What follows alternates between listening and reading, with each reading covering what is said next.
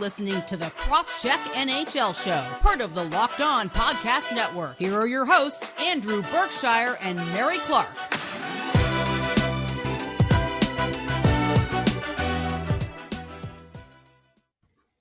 Hello and welcome to the Cross-Check NHL Show. Thanks for making the Cross-Check NHL Show your first listen every Tuesday and Friday. We're free and available on all platforms, now including YouTube. My name is Mary Clark, staff writer for The Win, and you can follow me on Twitter at Mary C. Clark. I'm here with Andrew Berkshire, NHL analyst for the Montreal Gazette and host of Game Over Montreal on the SDPN. You can follow on Twitter at Andrew Berkshire. On this Friday edition of the Cross-Check, it's trade deadline crunch time. Wednesday featured a handful of significant trades with Ben Chiarot and Calle Jarnkrok both moving. The Sharks locked up Tomas Hertl for the next 8 years. The Avs are clearing cap space, and we make some predictions because why not? It's fun. So, Andrew, before we start today's show, how you doing?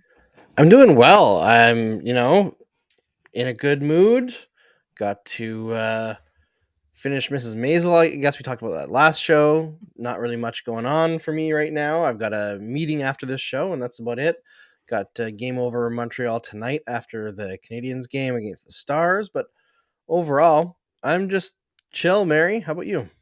Good. Like I said in the intro, it's crunch time for the trade deadline. This will be the last show you hear from us before the trade deadline on Monday. So we're going to do our best to recap all the action. But probably by the time you hear this, because we're recording on Thursday, something will have probably happened. A trade will have broken. It's also going to be Claude Giroux's last game, most likely last game tonight with the Flyers, or at least, his 1,000th game with the Flyers. So there's a lot of stuff we won't be able to cover, but just know that, we were collecting all this information to talk about for our Tuesday show, but I'm good. Like I said, my mind is full into trade deadline season right now.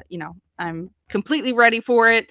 I hope this weekend's going to have some good stuff for us. And I also hope deadline day is going to at least be enjoyable because I'm going to get up early. I'm working a different shift than I normally do because since the deadline is at 3:00 in the afternoon, that's when I usually start work. So I'm going to it's just going to be a little bit different for me, but I'm looking forward to it. Trade deadline season is fun. And we've got a lot to talk about in that regard because this entire episode is basically all about the trade deadline because there's really no other bigger story in the NHL right now because a lot of things are most likely going to change. But we're going to start off in the first segment with a trade deadline deal roundup because I wrote the document last night before the big trades got announced. So I was like, well, there's not a lot to talk about. There's these small moves. And then, of course, Calle Jarnkrok and Ben Chiarot both got traded within basically like a half hour of each other. So Calle Jarnkrok is now on the Calgary Flames, and he was traded from the Seattle Kraken. If you completely forgot he was on the Kraken, that's okay. Probably a lot of people did because unfortunately the Kraken just haven't been outside of like their first, couple weeks of existence. They just haven't been really, in the hockey zeitgeist. But the Calgary Flames acquired Jarnkrok. The Kraken get a 2022 second, a 2023 third, and a 2024 seventh. So the 3 draft picks they gave up are spread over 3 years. So I guess we'll talk about that one first because that's not the most exciting one because I know we want to talk about Ben Chiarot and everything with you, Andrew. But this was the first one that kind of came down on Wednesday night. We'll talk about the smaller trades in a bit, but do you have any thoughts on this one, Andrew? With the Flames continuing to beef up their offense. I mean, I like what the Flames are doing. I think Jarnkrok has had a bit of a tough season. You look at his underlying numbers, it seems like he's fallen off a little bit. But at 30 years old on a team like the Flames, he's not going to be asked to do as much as he was on the Kraken. I feel like my issue with Calle Jarnkrok is he a good player or does he just have a 10 out of 10 name? Because I friggin' love his name. There's always You're guys right. in the league where if I was playing like NHL 22, I'd be like, I'm trading for that guy because I like his name. Isn't his name like Iron Hook or something like that? I think it's something like that. I swore I saw it going his around. His nickname is Iron Hook. Yeah. Yeah, I saw it going around last night when he was traded. Which is fantastic. He sounds like a friggin' Viking, right? Like, yeah. He seems like a good dude. He's had a decent career. He's like a 35 point guy. His offensive production is really strong the last 2 seasons compared to his career average, but he's mostly just like a middle of the lineup guy. I think it's a good trade for the Flames. I'm actually kind of surprised that the return was that heavy for the Kraken, but at the same time, good for them because they were really screwed out of everything by Vegas getting everybody to buy in too deep for their own expansion draft. So good to see the Seattle Kraken building some assets here. I'm kind of a little bit sad that the Flames went this way and didn't bring back Mark Giordano, just because I'd want to see that reunion, and I feel like he Yeah. was such a great player for them for so long. It'd be nice to see Giordano back in the fold for the Flames while they're actually going to contend, because I know they were looking at left-handed defensemen, and he's still probably better than a lot of the other field. Yeah, no, no, no. That thought really didn't even occur to me because Giordano's been. I think we'll talk about him. I have him predicted to go somewhere, but Giordano's been talked about with a couple other teams, and the Flames seem to have been trying to build more on their offense than defense at this deadline. So I think it's at least a good fit in terms of the Flames adding to their bottom six. Obviously, the Toffoli deal is gonna move. Obviously, that happened a couple weeks ago, but that's gonna move the needle more than Jarnkrok is. But I don't mind the return here that the Kraken got because the draft picks are spread over like 3 seasons. So it at least lessens the brunt a little bit in my eyes. But we'll move on from that deal because this segues right into what I was going to talk about is the returns have been pretty good so far for the two major trades that have happened on Wednesday, which signals to me that it's going to be kind of a seller's market. I think I mentioned last time, but the other big deal that came down on Wednesday night is the Panthers acquired Ben Chiarot from the Canadiens. So the Panthers get Ben Chiarot, the Montreal Canadiens get forward Tyler Similanek. I don't know. I said on Twitter last night, I don't know who this guy is, and I think a lot of people probably feel the same way. So I they think get I would pronounce it okay, so the Google failed me there.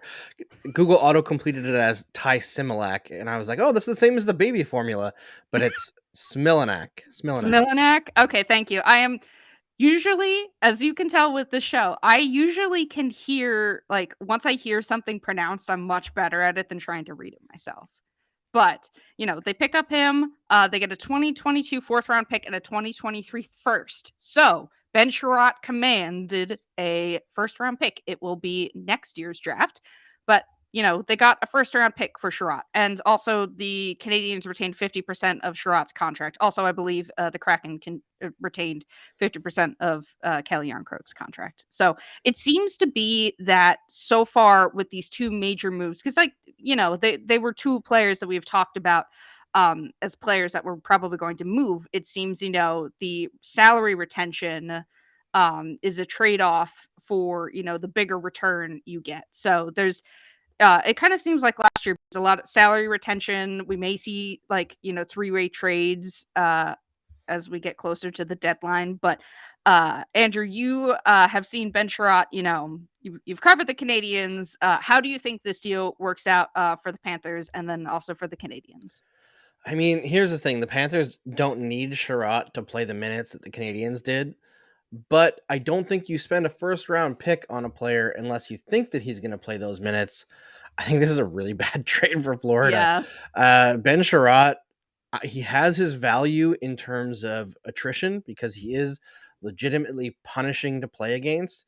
But for all the people who were talking about like how great he was in last year's playoffs, the Canadiens were literally worse with him on the ice than any other defenseman, and his numbers were absolutely brutal in the playoffs, despite the fact that he was playing like 85-90% of his minutes with Shea Weber, whose numbers were fantastic. So in those numbers where he wasn't being carried by Weber, he was just getting brutalized. And I think that when Chiarot leans into his offensive game, he's actually a useful player, but those moments are few and far between. And I'm not sure he'll get the opportunity to do that in Florida. Like, he's not going to be playing on the power play like he was in Montreal, which wild choices to be putting him on the power play, but they were. I don't understand, outside of attrition and maybe leadership qualities, what he brings to the table that teams love so much, because it's not even just analytics. Don't even look at analytics. It's pure goal differential. He's in the bottom 10 of every player in the entire league over the last 3 seasons in goal differential. Like, he is just a negative impact player on the ice. It doesn't matter. Like, even if you say, oh, well, he's playing tough minutes. Okay, fine. He's still having the worst goal impact on his team among anybody on the roster. So, yeah, okay, he's playing tough minutes. He can play those minutes physically, but he's getting brutalized in them. So, wouldn't literally anybody else do a slightly better job? Like, do you really think the minutes are that tough that it would justify being among the worst in the entire league? It's wild to me, and this is why I'm not really buying the idea of it being a buyer's market, which is what was floated yesterday by Frank Saravalli around the time that Frank Vatrano got traded to the Rangers. And I called him out a little bit because, listen, I'm not an economics major or anything like that, and I'm not an insider. I wouldn't question Frank Saravalli's insider credentials, but his understanding of economics seems pretty bad, because the Vatrano trade was very clearly a team in the Florida Panthers who were desperate to clear cap space. And yes, the return for Vatrano was bad. And they're like, oh, and he was like, oh, look at this. Prices are going down. It's a buyer's market. And it's like, they're not a seller. They're a buyer. The market pressures on sellers and buyers trying to clear cap space are entirely different. Sellers don't have to sell players. Like, there's very few players who they absolutely have to sell. Like, so the whole idea that it was a buyer's market, to me, sounds, it is not based on reality, right? It's just, you look at what they paid for Chiarot, what was paid for Jarnkrok, who's like a decent but not amazing player. I think this is a very hot seller's market. The issue is that most of the buyers don't have the financial wiggle room to make big moves. But the moves that they are going to make, I think they're going to pay through the nose for, because, Yeah. as you mentioned earlier, retaining salary is going to be very big. And because they have such little space to fit players, they're going to have to find the exact right fit. They're going to have to do 3-way trades, if we get trades at all. Like, this is a I think perfect there will be situation trades. for sellers. I think there will be trades, but I'm saying, like, probably fewer of them, because there's going to be more details to these trades than usual. People are going to have to get much more creative to get this stuff done. I was just looking through Cat Friendly quickly, and the number of teams that have fewer than $1 million in cap space right now, or projected cap space for the deadline: 1, 2, 3, 4, 5, 6, 7, 8, 9, 10, 11, 12, 13, 14, 15, 16, 17, 18. Over half the league is capped out. Like, the Colorado Avalanche moved Tyson Jost, who I think they liked, to clear cap space to bring in Josh Manson, and they're probably going to trade for Claude Giroux. But again, I think they still have to move out space to trade for Claude Giroux. Like, there's a lot of dominoes that are going to have to fall here. And I think the prices that we're going to see for players that move are going to be really high. Yeah. That's kind of the impression I got on Wednesday night when, because we, heard about, Jarnkrok and Chiarot moving, but we didn't hear the returns for a little bit. So people were kind of waiting for a while. And then, it gets revealed that Chiarot goes for first. And that really, spells it out to me. You're right. Like I said, retaining salary is going to be huge at this deadline. And we saw last year the, 3-way trades. There were multiple 3-way trades at the deadline last year. I think we're going to see more of that. We haven't seen that yet, but I think as we get closer to the deadline, you're right. Teams are going to have to be creative in how they're going to work, like do these things and work this stuff out. Because it's clear that teams like the Avs, the Panthers, they're starting to move around cap space in order to try and land, big fish like Giroux, and possibly other players if they can't get him. So it's going to be interesting to see how these things shake out, because we could get a lot of activity with teams moving cap space, like small moves like that, or we could just get a deadline of silence if they're not able to make these trades happen and, work out the deals in the way they want them to. But you did mention, Frank Vatrano going to the Rangers, and the Panthers got their 2022 fourth round pick, which I believe they sent to Montreal for the Chiarot deal. So, like I said, a lot of setup moves, for bigger moves in the future. So that was one of them. Yes, you also mentioned that the Avalanche traded Tyson Jost and got back Nico Sturm in return. And then also the Avalanche acquired Josh Manson from the Ducks. The Ducks I had as like primed as a big seller at this deadline. They got Josh Manson, Hampus Lindholm, and Rickard Rakell as the trio I kind of like highlighted personally as like, players that could get moved. Josh Manson got moved, so we could still see those other two get moved. But these moves are really just interesting from what they could mean for the deadline, because Thursday, we're recording on Thursday, so we're 4 days out. By the time you hear this, it'll be 3, something to that effect. Yeah. And those two big moves happened all in like the span of like a half hour late Wednesday night. So, there is a lot can happen, Thursday night when this recording is waiting to be published. So sorry. I am also trying to pay attention to my cat while I talk about this, because she is not happy with me right now because she wants attention. But the point still stands is that, I had originally written this part of the doc to be like, man, there's not a lot of trades. But we'll talk about the small ones that happened, because they seemed like, teams were allocating cap space and whatnot. Then, of course, we got the two big moves in Chiarot and Jarnkrok. But I think we can at least move on from there, because, seller's market, that's kind of what we're predicting right now. But we're going to move on and talk about a player that took himself off of the trade market and signed a deal re-signed with the San Jose Sharks in Tomas Hertl, one of the bigger offensive players I had marked as somebody to watch out for. He is off the market, and we'll talk about that coming up right after this. This is the time of year I've pretty much given up on all of my New Year's resolutions, but not this year. I'm sticking to my resolution to eat right, thanks to Built Bar. It almost feels like it's not really a resolution, because I actually enjoy eating them. Have you tried the Puffs? If you haven't, you're missing out on one of Built Bar's best tasting bars. Puffs are the first ever protein-infused marshmallow. They're fluffy, they're marshmallowy, they're not just a protein bar, they're a treat, and they're covered in 100% real chocolate. Puffs are a fan favorite with some incredible flavors: yummy cinnamony churro, coconut marshmallow, banana cream pie. So good.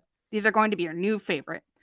All bars are covered in 100% real chocolate. Yes, Puffs included. 100% real chocolate.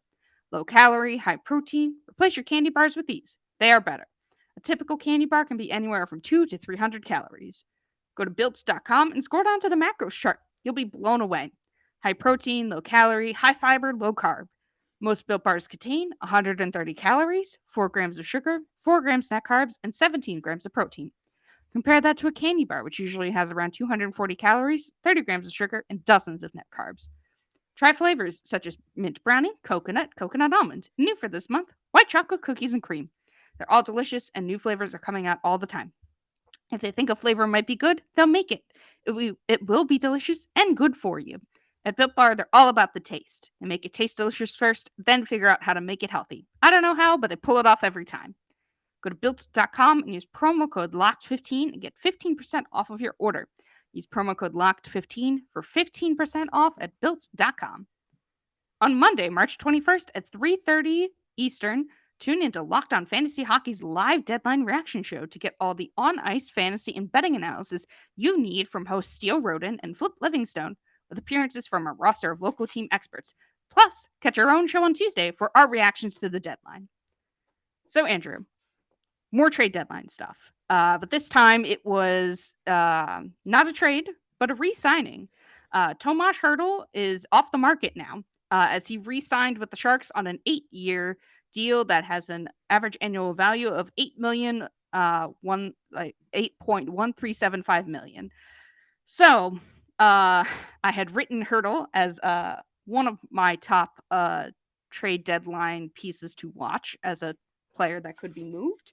And then he resigns immediately after I write that piece, as it does in the content world. So what do you think of this deal? There was a lot of talk beforehand that maybe Hertl could move. The Sharks were really gunning to re-sign him. That was like the big talk leading up to the deadline, but you never know with these things. But he resigns with the Sharks, going to stay there through his age 36 season.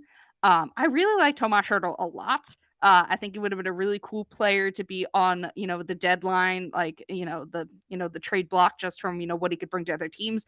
After all, when I've played fantasy hockey, I have named my teams Teenage Mutant Ninja Hertl. So I've always enjoyed Hertl as a player. I just, I thought he was fun, kind of underrated in certain aspects. But what do you think of this deal, Andrew? I really like Tomas Hertl. I am mildly appalled by the fact that he is 28 because I feel like his first game in the NHL where he scored 4 goals and retired Marty Biron and said fun must be always was yesterday. So Yeah. that's really like hurting my soul a little bit. But as much as I do like Tomas Hertl, what are the Sharks doing? Yeah. Like for the next 3 years, they have $42.6 million committed to Logan Couture, Tomas Hertl, Erik Karlsson, Brent Burns, and Marc-Edouard Vlasic. I would want maybe 2 of those players, and I would not want Erik Karlsson at 11.5.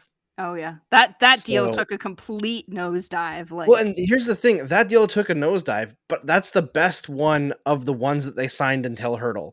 yeah. Like Yeah, I all the mean, other ones are worse. a lot of people took a nosedive. Vlasic, like, it really took a nosedive. Like, I think we talked Vlasic about this took a nose. before. The crazy thing is Vlasic took a nosedive before his deal. Like it was Yeah. very predictable. They could have avoided that. Mhm. They chose to make that mistake. And for what it's worth, Hertl has not taken a nosedive. I think he's a No. really good player. He is their first line center essentially. So like in terms of value, it makes sense, but not for this team. Yeah. It makes no sense long term or short term. I don't know what the Sharks believe they're doing Yeah. because they are at best right now a highly mediocre team. And with the contracts that they're anchored to, I know they have some good young players coming up, but I don't think that they're good enough to make a competitive team with these anchors on them. It's like they're It's trying to be the Kings because the Kings have a similar thing of like they've got young players, like good young players that are on this team on like that will eventually take over the team, but the Kings also have a lot of their older contracts still on the team. yeah, some leftovers from when they were winning cups, right? Yeah, it almost feels like they're trying to do that, but I don't think it's going to be as effective because I think they're in much worse cap straits than the Oh, Kings yeah. are. I mean, Like, when you think about it, like the John Quick deal went sour, but he's only making 5.8. You can kind of accept that. And they have Drew Doughty, who's overpaid but still good at 11, and Anze Kopitar at 10. But Kopitar only has 2 years left, right? And Doughty's signed for forever, but that's really only one terrible contract. yeah. The Kings are in a way better position than the Sharks, Yeah, which yeah. is, I feel like what's inexcusable about that is that teams who win multiple cups get in worse cap situations regardless, right? Like that's you almost like almost impossible to separate mentally. I won with these guys versus what's my next move, Yeah, I mean, right? it's like the Blackhawks. I mean, Yes. they're in every team goes through this of, like trying to stay loyal to the veterans that, won them their cups versus doing what is best for your hockey team. And that often includes letting them go so you can get younger and not paying these older players more than they are worth currently. Like, don't get me wrong, Hertl is an incredible player. I'm glad he, got paid here. Like, I think that's great for him. And he's a great player. It's just from the Sharks perspective. You're right. It doesn't make any sense. I don't know what the identity of this team is. I really don't. And the thing is, Hurdle's deal will go bad because he's signed until 36. Six, yeah. Like not many people defy the aging curve. I mean, the Pittsburgh Penguins, we keep saying will eventually fall off a cliff, but they haven't yet. I mean, Yeah, I think it's also different with like generational yes, players, right? Like yes, you're not nervous about signing Crosby to 36 years old, yeah, because whereas he's you Sidney would Crosby. be about other Hurdle, players. yeah, Even like Chris Letang, his next contract carries a lot of risk, even though he has beaten the odds time and time again through injury and illness and continued to be a very consistent, very good player. The next contract is worrisome, right? mhm. And you look at how players have fallen off in their early to mid 30s in recent years. It's something to worry about. And the Sharks seem to just not care. Yeah. It's wild because I don't know what the How much plan money, is. Andrew, since you're probably looking at the cap friendly page, how much money is tied up in all of those bad contracts? And I guess include hurdles in it too, Oh, because for the not, Sharks? yeah. I said it already. For the Oh, next you 3 did? years? Yeah, I did. It Perfect. was, let me see. I have it on my calculator app Thank you. here. I think I was looking at something else. I've been while we've been recording this, I'm keeping an eye on Twitter just in case if anything breaks. So I've Yeah. been like I have notifications turned on for certain like insiders. So anytime I see that, I have been clicking on it just to make sure. So I probably missed it, but what is it again, Andrew? So for the next 3 years until Brent Burns' contract expires, at which time he'll be 40, by the Oh way, god. Oh because he's god. already 37. Man. Oh Uh, wow. they have $42.64 million That's attached to 5 players, that's and they are not a playoff over team. They're half the not even really that cap. close. It is Yeah. over half the cap. Yeah. Oh, next year it will be over half the cap. Probably the following year it'll be slightly under half the cap. Oh yeah. Because it's not I, gonna be flat. people talk about the Maple Leafs having, like cap issues and like a bad salary allocation because they have like Marner and Matthews and Tavares all above $10 million. And like, yeah, it's a lot. And I think it gets incredibly more difficult next year with Morgan Riley being overpaid at $7.5 million. But all those players are really good. And Yeah. all those players, except for Tavares, are under 30, you know? Mm-hmm. And the Sharks, by contrast, all those players who were signed long term. Sorry, I clicked on the Kraken. 1 second. All those players who were signed long term, let's look at their ages. Logan Couture, 32. Timo Meier, when this deal kicks in, 29. Erik Karlsson, 31. Brent Burns, 37. Marc-Edouard Vlasic, 34. What are you doing here? Yeah. Like, And ugh. while you were talking about this, I looked this up, and I hope Wikipedia is not lying to me, but has Doug Wilson been the GM of the San Jose Sharks since 2003, or is Yep. that a lie? He No, he's been there has? the whole time. Yep. He has? Frankly, like until recently, I think he did a bang up I job. mean, It's just that the yeah. Sharks just kept on getting everything go against them in the playoffs. Yeah, They I mean, probably you're should have won a right. couple cups, but he's lost the plot here. Yeah, oh I yeah. think he started losing it when he signed Evander Kane, when he traded and signed for Yeah. Evander Kane. Yeah, and when was that? 20, I don't remember It was when a it was. while ago. Yeah, but you were saying that and I was looking this up to be like, how long has Doug Wilson been there? And he has been there since 2003. That is wild. I would not be surprised if, we see some sort of GM change within the next calendar year. There's no Yeah, I way. mean, Like, good there's luck no to the way. next guy because there's no Yeah, way I you're mean, getting out from under those. it's like a Vancouver Canucks situation, basically, like trying to get out from, under all of their terrible contracts. It's just, yeah, I don't know what you do if you're the Sharks. I mean, like I said, great for Hertl for, securing the money. He's an incredible player. I like I said, I wish he could have been on the market because I think, it would have been cool to, see like a bidding war for him because I don't know, he's a fun player. And I like him, but I just don't get what the Sharks are doing. And I think Andrew, you sum it up greatly. Doug Wilson has lost the plot here in San Jose. And I would not be surprised if we see a GM change within the calendar year because, if the Sharks continue to be bad going into next year, he's probably somebody I would look at of, being fired. It's just wild. He's been there since 2003. Like, I couldn't believe that when I saw that on Wikipedia. The Sharks have only had 4 4 GMs total in their history. That's just, I cannot believe that. I wonder like how many other GMs have been tenured as long as that. I think David Poyle has Oh yeah. been Yeah, you're right. since the Predators began, he's been there. Yeah, he's been there for a long time. And the only other one who's been there for super long that I can think of is Doug Armstrong, has been in St. Louis for a very long time. Yeah, you're right. Maybe it's just because, I, follow the Flyers closely and people are already talking about how Chuck Fletcher should be out as GM. So, like, the Flyers have had a revolving door of coaches and possibly GMs. So, maybe I just don't realize how long of a shelf life GMs have, but that's wild to me. But we're going to move on from there and the San Jose Sharks. And we're going to talk in our final hockey segment of the day. We're going to talk predictions. And this will probably get shot to hell before this episode goes live, because that's how it goes with trade deadline stuff. But it's fun to make predictions, and I had a few here I wanted to talk about. I don't know if you have any, Andrew, but we'll be talking about that coming up right after this. It's that time of year again, as college basketball's tournament is finally upon us. From all the latest odds, contests, and player props, betonline.net is the #1 source for all your sports betting needs and info. BetOnline remains the best spot for all your sports scores, podcasts, and news this season. And it's not just basketball. BetOnline is your continued source for all your sports wagering information needs, including live betting and your favorite Vegas casino games. Head to the website today or use your mobile device to learn more about the trends and action. BetOnline, where the game starts. All right, Andrew, like I mentioned before we went to break, it's prediction time because we are in the final segment, or hockey segment of today's show.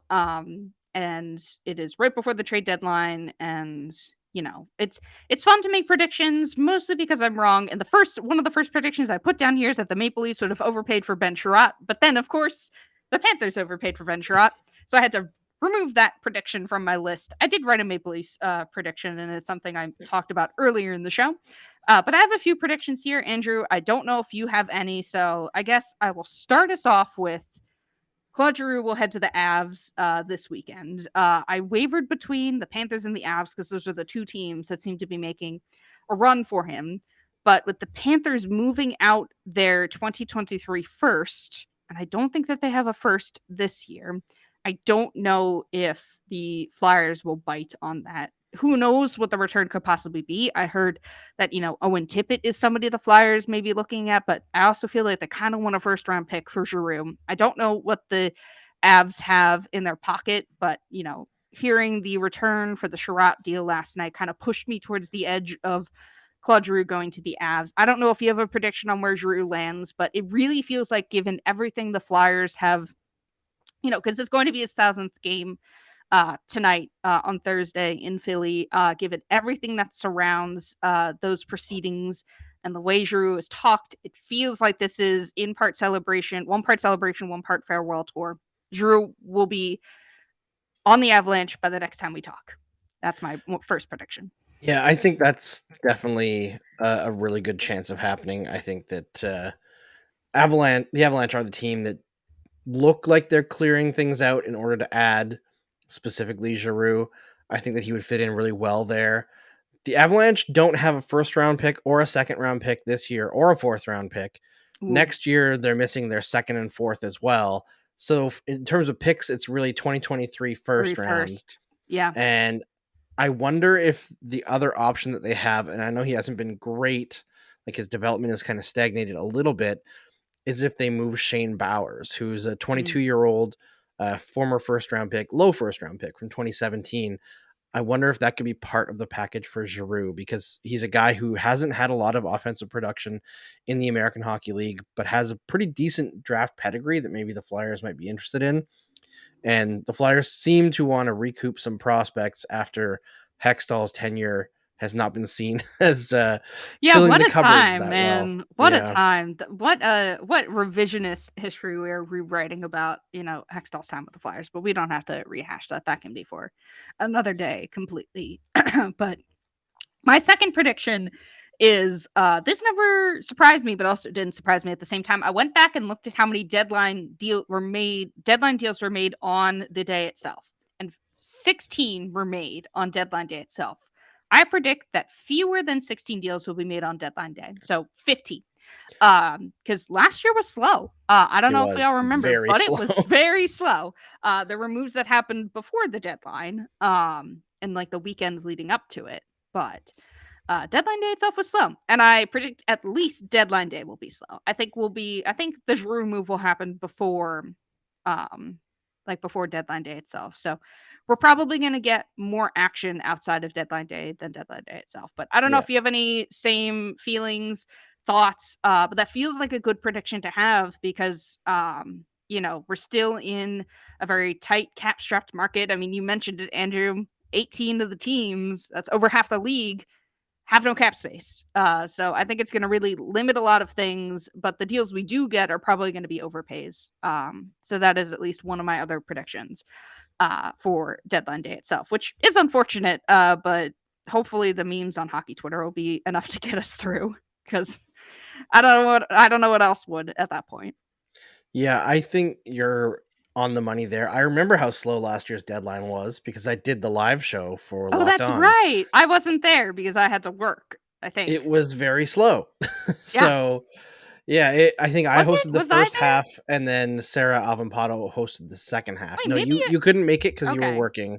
All right. I'm trying So, to remember. It's been a year. It's definitely been a year. But yeah, yeah. that checks out. We did something together though. Was We it? did the season preview show this year, Mhm. and I did the live show for the draft last Yeah, year that's right. with Mike DeStefano from Locked On Leafs. Mhm. I think those are all the live shows I've done for them. So last year was very slow. It was very painful. I think this year there's going to be under 10 on actual Yeah. deadline day. I think it's going to be really slow, but the deals that do happen are going to be relatively large. So like I feel like that's more excitement than like having 20 trades where it's an AHL guy for Yeah. whatever, Let's that's hope. Like, yeah, let's hope because let's hope. I mean, I think Wednesday gave me hope that the deals that we do get will at least be big in terms of their packages, and there'll be a lot to talk about around them because like Giroux feels like the player to get moved, and he seems like the top player at this deadline just in general. So I'd just be curious as to what type of package that would command given we seem to be in a seller's market. And my last prediction I have is I was originally going to say the Maple Leafs overpaid for Ben Chiarot, but they didn't. The Maple Leafs will nab Mark Giordano instead of getting a goalie. So I think despite all my rantings and ravings, Kyle Dubas will stick with his goalie tandem and nab Mark Giordano to add to his defense. I don't want them to. I'd rather think they are better served getting a goalie. But I don't know. That's just the way I'm thinking that the Maple Leafs will go. That they'll try and beef up their defense and try and ride with the goalies they have. But I think that's a mistake. Yeah. I think that there is a distinct chance that the Leafs do trade for a goalie. The thing is, I think the best situation for them isn't going to happen. I think the best situation for them to go with is to make a trade with the Montreal Canadiens and move what's his first name? Mrazek. Mm-hmm. What's his first name? Peter. Peter Mrazek. That's I don't know why I blanked so hard on that. Peter Mrazek to the Montreal Canadiens for Jake Allen. You've been pushing the Jake Allen drum for months now, it Yes, seems. because Jake Allen is just way more consistent than Mrazek, and he could be a better safety net for Jack Campbell. Now, what would they have to send in order to get that accomplished? Because frankly, Mrazek is paid more, is worse. It doesn't really make much sense for Montreal to do that straight up. I think they'd have to include a first round pick or a decent prospect. I think it would be a very good move for the Maple Leafs because they really, really need to make it out of the first round this year. Yeah. Kyle Dubas's job might depend on it. I think So they need to bite the bullet and the cost. I think, the time for shrewd hockey moves is over. I mean, they need to be smart about it, but it's going to cost them a lot. And I think that they need to be prepared to, pay that cost because, winning isn't easy, winning isn't cheap, winning isn't free. You need to pony up to, you know, make the next round of the playoffs basically. Like the Leafs need help. They do. I want in my heart of hearts for them to get a goalie. I just don't. I don't know. I still can see them digging their heels in on this. I hope I'm wrong because I don't know. I just have a bad feeling if they don't do it because this feels like we're setting up for another first round disaster for them. But you never know. You never know. Yeah. The Maple Leafs are just a weird team, but I think that they need to, they need to lose a trade to win a trade, if that makes any sense whatsoever. They need to Lose a overpay. trade to win the Yes. series, Yes, essentially. exactly. Lose a trade to win a first round series. I think that's what they need to do here. Maybe that's the smartest thing I've ever said on this podcast. It's And very possible, but to be fair, I think they did that last year with Nick Foligno. It's just that he got I don't injured, know. right? I still wasn't a fan of that trade. It just Neither was didn't. I. Yeah, I wasn't a fan of that trade. I know, he got injured and then everything else happened, but that's how it goes. I don't know. I think it behooves them more to go after a goaltender and lose the trade in hindsight, and we'll see where it takes us in a couple of months, but I don't know. That's the way I'm feeling about it, and I'm prepared to be disappointed on behalf of Maple Leafs fans because you guys can't continue with the goalies where you are. Do you have any No. other predictions though, Andrew? Anything else you want to mention before we head into trade deadline day? Because Yeah. it's coming up. I think the Tampa Bay Lightning are looking very closely at winning a third straight Stanley Cup. And you look at what they've done in recent deadlines and the players that they've acquired. I think they don't go outside their own division and they acquire Arturi Lehkonen from the All Montreal right. Canadiens. Now, I don't want the Canadiens to trade Arturi Lehkonen because I think he's a part of that team that can be a huge part of the future. But if the Tampa Bay Lightning offer, say, a 2023 first round pick, which I'm actually not even sure if they have, then maybe the Canadiens could be convinced to part with them because that's a lot. He feels like a And player the Lightning would like. They really like yeah, those doesn't he? Like he yeah. fits right into that Blake Coleman, Yeah. Barclay Goodrow mold. They lost those two and Yanni Gord at the beginning of the season. I think you put him on Tampa's third line, and like this is something that I've been kind of harping on all season. Like the Lightning have been winning games like crazy, but their underlying numbers are only pedestrian. And they've Mhm. had streaks where they're outright bad, and it's just been Andrei Vasilevsky and their shooting carrying the day. Now, that could carry them through one series, but if they aren't outplaying teams, they're not going to be as strong as the last couple of years. Yeah. Their power play also this year is just not as dangerous as it was last year. So, having somebody who can make the middle of their lineup significantly stronger and help them hard match teams more efficiently, who's not expensive because they don't have a lot of cap space, I think the fit is perfect. He's also a guy that I think you could put on any team and just be like, yeah, go do your thing. And he just fits any team, any line. He just works hard, makes smart plays, and gets things accomplished. And I think he'd be a wonderful ad for the Tampa Bay Lightning. Yeah, I was gonna say he feels like the Lightning type of player. I mean, Julien Brisebois is, He's a a wizard. smart. Yeah, he is. He is. Right in the same school of Steve Yzerman, school of wizardry and hockey cap circumvention and all that stuff. I don't think we're gonna see anything as wild as that this year, but I hope there's at least fun moves. I hope that, Giroux gets to go out with a bang tonight with the Flyers. It's an emotional celebration. Then the Flyers get a good return and he gets to go to a good home and win a Stanley Cup. And then I cry even more. So that's my hope. That's like my main hope for this trade deadline outside of it just being fun. Like, you're right. I don't think I need it to have a lot of deals, but like deals of like substance and significance. And I hope that teams are creative enough and well, at least give us something to talk about because this isn't the NBA trade deadline, sure, but it still can be enjoyable because the freshness, the newness, the unknowns, and all that stuff. Do you have any more predictions, Andrew, before I lead us out of the hockey talking into pop culture? Nope, I'm good there. I'm willing to be surprised about everything else. Yeah, that's kind of how I feel. Willing to be surprised, and I think that's a good way to go about it. But coming up next, we're gonna just end the show like we usually do with our pop culture roulette segment, and that'll be coming up right after this break. This episode is brought to you by Rock Auto.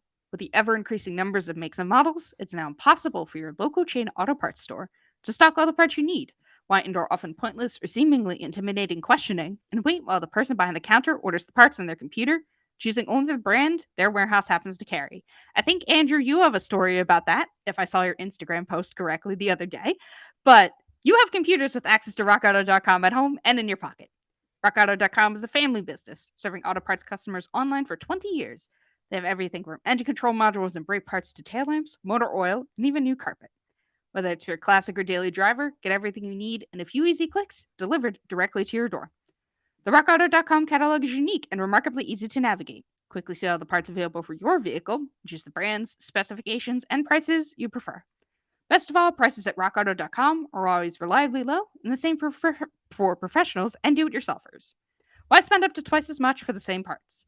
So go to RockAuto.com right now and see all the parts available for your car or truck. Right, locked on in there. How did you hear about us box so that they know we sent you? Amazing selection, reliably low prices, all the parts your car will ever need. RockAuto.com. All right, Andrew. I know you talked about Marvelous Miss Maisel last time, and you said you finished it. I believe you Yes, yeah. enjoyed it overall. Anything else you want to talk about in the pop culture sphere? Do you want to rant about, I don't know, your car troubles? Because I did see that, and I immediately thought of the RockAuto.com ad, and I wanted to message you, but I was like, no, I'm not going to do that. I'll save it to the podcast.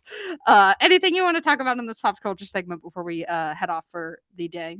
Yeah, I mean, for the car stuff, basically 3 weeks ago, I booked an appointment and said I want this, and this fixed on my car. And then I went in 3 weeks later for the appointment, and they were like, yeah, we don't have the parts. And I was like, I told you what I needed. Why didn't you order them in? And I talked to my dad after, because he used to be a service manager when I was growing up at Ford. And he was saying, like, yeah, nowadays they will never order in pretty much anything until they actually inspect the vehicle themselves, because it's like they don't want to carry things and spend the money before they know for sure that somebody else is going to buy it. But some of the things that I wanted repaired were like clips. And like, I don't know, I think you could carry a $2 clip in your parts counter.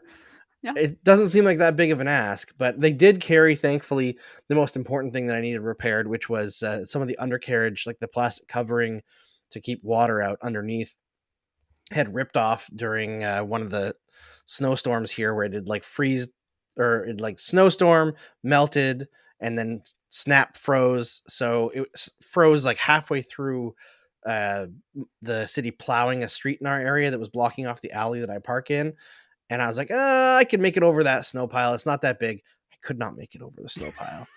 And it tore up the underside of the vehicle. Not just the plastic covering, no actual damage, but it exposed the oil pan, and it tore off underneath the front bumper.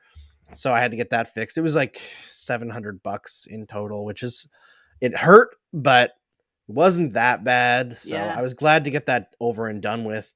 That was good. In terms of pop culture stuff, I don't have a lot, but I did watch the Miss Marvel trailer. Oh, yeah. And that looks pretty fun. It's very different in tone than anything else the MCU has done. Maybe like closest to Spider-Man Homecoming, maybe. But Yeah. I am a huge sucker for a coming of age story. Mm-hmm. So I'm very into that. Yeah, it looked really cute. I watched the trailer. I know they changed up her powers. I don't know a lot about Miss Marvel overall, but I know that she has stretching ability powers.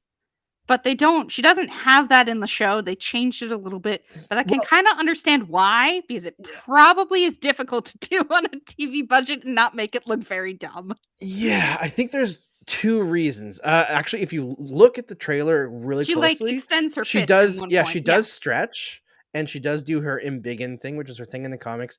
But the powers seem to come from gauntlets that she puts on, or bracelets. Like Shang-Chi, because he also has bracelets. Yeah, he has the rings, right? Yeah, yeah. But there's like debate right now in the Marvel community about whether those are they're just like Kree tech or something, or Skrull tech that she stumbles upon, or whether they are the I think they're, what are they called I forget, but a character named Quasar has them in the comic book. I think the cosmic bands, I think, or something like that.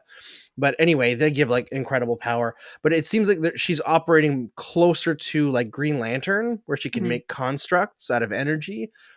And I see that there's some pushback against that. I'm a little bit confused by it as well.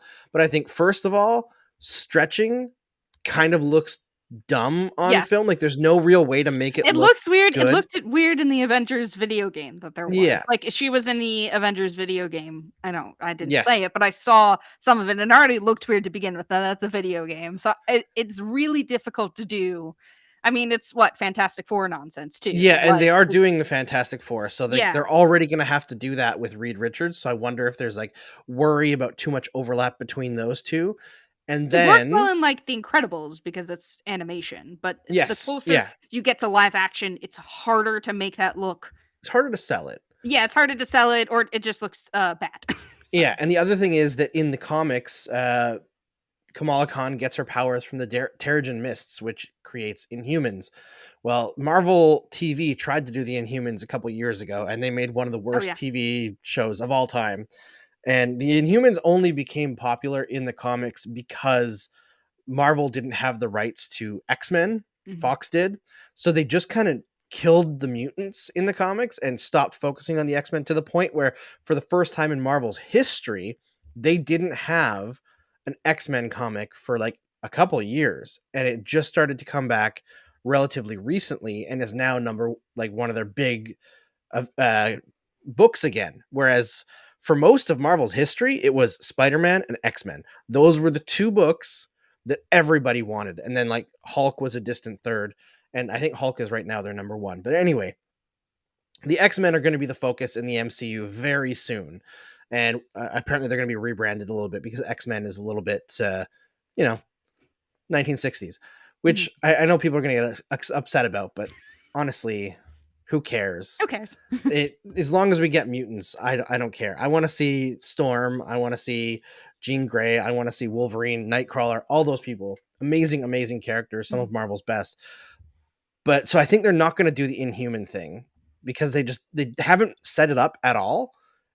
So it doesn't make sense to set it up for Kamala Khan at this point. Yeah. It just seems like too much to introduce to the lore. Like you'd need almost like a Eternals level movie to set up the Inhumans as a subspecies. So I think they're just going to change her significantly and will rely on her characterization more than her power set, which is fine.